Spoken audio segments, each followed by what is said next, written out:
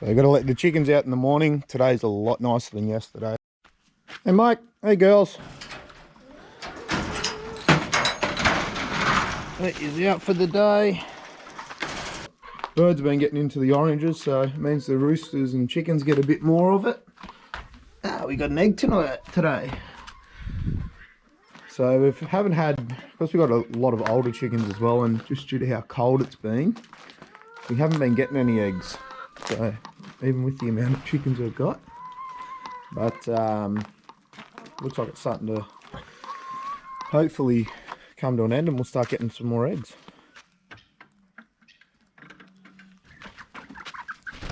Hey girls and boy, babies are all kicking along nicely.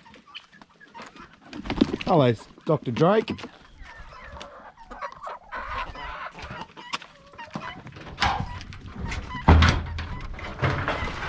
And out they come. Let's see if these guys have got any of them. So here comes the ducks. We've got Dixie, Count Quackula, Dr. Quackenstein, Daisy, and Dr. Drake. And hello, Penny Gwen. So let's see if these guys got any eggs for us. No eggs. And we do get a lot of issues with goannas in here normally. No duck eggs, no chicken eggs, no guinea fowl eggs.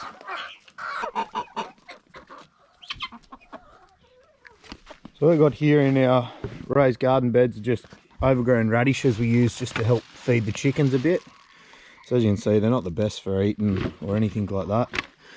And the best thing about radishes I've found is you can grow hundreds of them in about 2 to 3 weeks, and the chickens will still destroy them.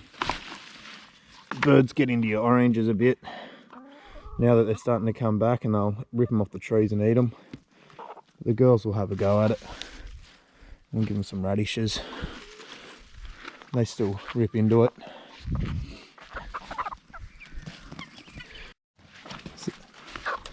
So these guys got moved yesterday, and you can see it's sort of ripped up most of the grass.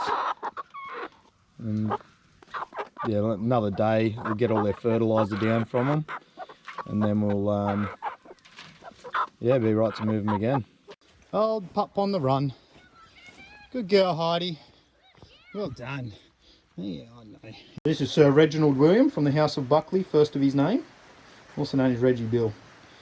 The big dope.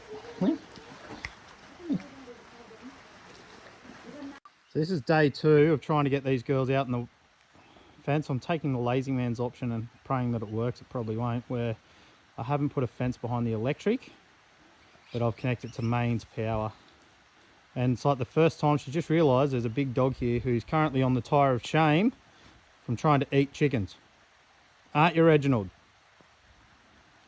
Let's see what happens here. So one at a time, they should hopefully be a bit calmer. She's got Maisie with her, and Maisie should hopefully be the calming influence. And there she goes. So yesterday was their first ever time having a bit of grass really under their feet, I believe.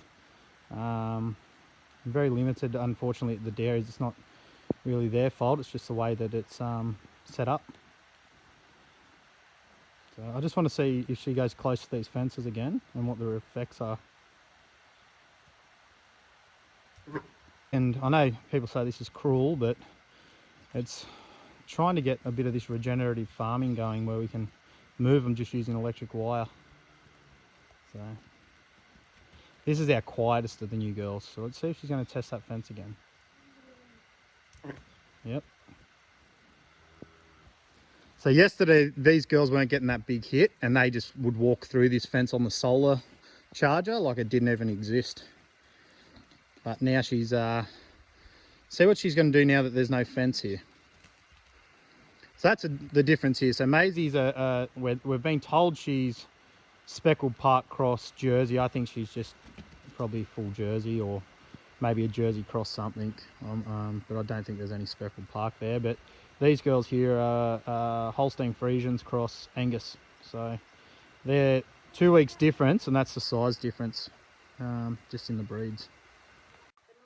So now this one here was the ringleader of chaos yesterday. Peachy, good girl. So I'm just going to keep on top of her so she doesn't go too close to these fences and want to push, because when she went, the other ones went yesterday as well, and she was horrible to get back in. So let's see what happens here. Nope, that got her. Sorry, darling. So this is what the grass kind of looks like now after 2 weeks of having these guys down here before moving them. It's not the greatest grass here just due to geographical location, but this is all that long stuff here that was everywhere. Now they've eaten that right down to pretty much nothing compared to what it was. This is sort of knee to, well, you just come up to about there on me, and as you can see your boots now. They've done an amazing job for 2 weeks for 5 little potty carve bloody jerseys.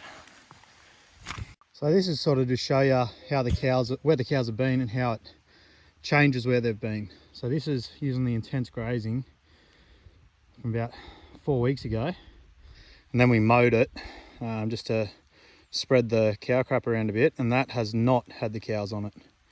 So as you see when you zoom in, the difference in greenery, and this is the first time doing it, so ideally we'll be doing this forever, moving them along and getting that grass nice and green as much as possible. So that's been mowed to the same height at the same time, just to see what the difference would be. That's pretty brown, that's pretty green. Now I have an old dog who is going on a tire of shame, as she likes to now break out and try and get into the chicken coop. Learnt from this dog on the tire of shame, who they both think it's fun to go out and try and eat my chickens.